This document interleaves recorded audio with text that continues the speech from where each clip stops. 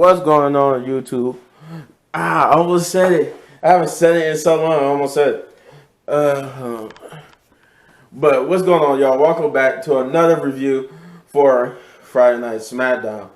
And man, was this bad. Now I'm going to tell you why it's bad. I think this is the first time in a minute they did no recap. So they basically did the intro to the Smackdown, which was cool. Good to see all the moving pieces. But before I get into it, I want to say this. Apparently, Lacey Evans is now back on SmackDown. They do not know what they're doing. I say this because this is going to show you how bad this was. They moved her from SmackDown to Raw, then back to SmackDown. At this point, we don't know what show she's going to be on and if she's going to be a heel or face. But now with that little bit of information out the way, they started off the show with the New Day. And they basically came out color promo about their victory last week. And to celebrate their victory, they brought out Drew McIntyre to have a little bit of fun and basically give Drew McIntyre a gift. And I guess Drew McIntyre basically said he guaranteed that he's going to beat Roman Reigns at Battle at the Clash at the Castle, wherever the pay-per-view is called. That's going to be in London or whatever. I think is it London? Yeah, I think it's London. The Brawling Brutes, Sheamus, Ridge Holland, and Butch came out to interrupt and basically challenged them to a match, which was their first match of the night, which saw the New Day and Drew McIntyre versus the Brawling Brutes. It was an okay match. It was one of the only two good matches on the card, and it was a good match, and it was basically what we got last week, except with a different result. And basically, the different result was, I didn't even say it right. The different result was the Brawling Brutes won here. The second match that before we got that, we had some backstage interviews with Shinsuke Nakamura and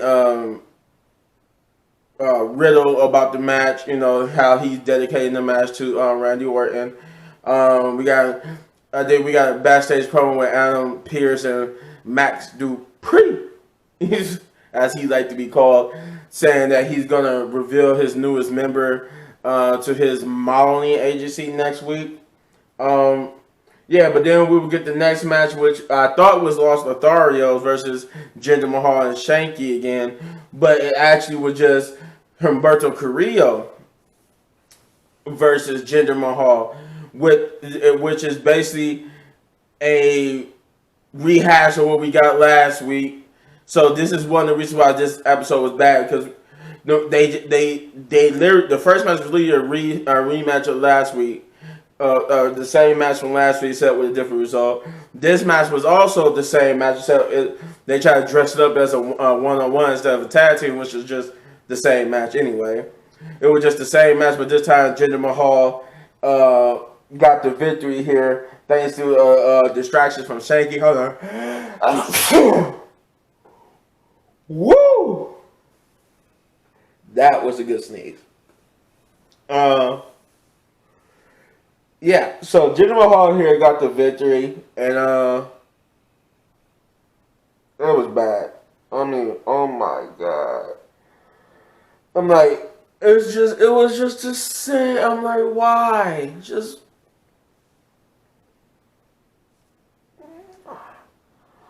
I am so irritated right now. Okay, you can do this. Sorry, I was so irritated. Something just jumped in my eye. So it was just basically the same. They even had the same ending, where instead of Shanky's antics getting Jinder Mahal, causing him the match, it actually this time got him the victory. I don't know what that was. It caused him it got him the victory, and they basically he did his dance, and his dance this time, got him the victory, and he actually danced with the ring announcer. I don't know where they're going with this. I'm sorry. This is bad. I'm trying to make something good out of this, and this is all bad.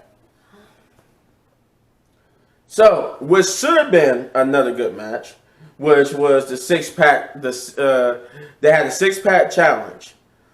What they were trying to do on Monday Night Raw for the Raw Women's Championship, they did for the Smackdown, which was Raquel Gonzalez versus Sansi Blackheart versus Natalya versus Shayna versus Aaliyah. I think, right? Was that all of them? Yeah, Raquel, Sansi Blackheart. Oh, and Xia Li. She was the other person. So this should have been a good match. The problem is it was rushed and it didn't get enough good screen time. The only good thing about it was that they still treated Raquel as the top person on SmackDown, which is cool. They still keeping her that way. Shanti, Xia, and Aaliyah got some screen time here. Because Nat and Shayna been getting screen time. It's Shanti, Aaliyah, and Xia who haven't been getting screen time. And I'm just glad they got some screen time here. That was like the best part of this match. Other than that, the match was too short. It didn't really get to go on the way it was. And correct me if I'm wrong, but I thought the point of a six-pack challenge was supposed to be elimination. Every pinfall was supposed to be elimination to the last person standing. Maybe I forgot what a six-pack challenge was, but I'm pretty sure it was supposed to be elimination based. But I guess with some shenanigans going on, Raquel seemed like had victory at hand until Shayna put her in the chokehold, the rear chokehold, and Natalya would just come in and just reap the benefits of Raquel's damage and get the victory here. I think she pinned Shanti, and now she's the number one contender to Ronda Rousey. But wait, here's the kicker. It will not be at Hell in a Cell. Oh no, it will not be at Hell in a Cell. It will be sometime down the line. We got a Madcap Moss promo, which they did change him up. They didn't change him up too much. He's still going by Madcap, but the only thing they changed was that his ring gear, and he got new music, new ring gear, and he's more serious. I would love for them to change his name back to Riddick Moss, but he's still going by Madcap. But the promo he gave was good. He basically was all serious. So he wanted to beat Baron Corbin's butt. That he kept envisioning himself doing that because of the disrespect he gave to Andre the Giant trophy, and he basically called out Baron Corbin. Baron Corbin came out and basically told him that, he he's just pretending, that he's really out here just to beg for his job, but he was serious. He said the only thing he wanted was to whoop Baron Corbin's butt. So Baron bagging on, but Adam Pearce came out and said that, a match between the two of you actually sounds good. So he made the match official, and that would be our next match, which was Riddick Moss, I'm gonna call him, versus Baron Corbin. And it was a good match. It wasn't a good match. It was an okay match. I really just didn't care for it at this point because any hype any feeling towards good I had about this went away when they gave him a character makeover, but still chose to call him Madcap. It defeats the purpose of the character makeover. In my opinion. But Baron Corbin will win the match via DQ because because Riddick just went off the deep end and basically started beating him with a chair and assaulting him, and basically had to break it up with the referees and stuff. Though Adam Pearce did make a match for the two at Hell in a Cell. And then we get to the main event, which saw Shinsuke Nakamura and Riddle versus the Usos for the Unified WWE Tag Team Championships. And I'm going to get to the biggest issue of all. As you notice, I have not mentioned him. The match was okay in itself, but they kind of, instead of letting it happen naturally, as the way to build up suspense and drama, they showed you that they really was not. It really was never going to be like a all the way tag team match, or it wasn't going to be. They basically showed you that the Usos was going to win, and the way how they did it here was they had the match was going good until Shinsuke tried to do a King Shaska on Jay after throwing Jay into the steel steps, but he would try to do the King Shaska, but hit his knee on the steel step after Jay moved, and then they would basically injure Shinsuke Nakamura by doing like a super stomp to the back of his leg. They had to take Shinsuke Nakamura to the back, and he would never be seen again for the rest of this match. Though it looked like the match was over with, but Riddle came back into the ring and basically would try to do it on his own, and he almost won. Like, he legit was one move away about to win, but a distraction. Here comes the head of the table. After being MIA the whole night, he's about to come out, right? But then he doesn't. He hits the super RKO, but he doesn't realize that Jay had tagged himself in, so he hit the super RKO on Jimmy. But Jay's the legal man, and I think Jay hit the splash on him to get the victory.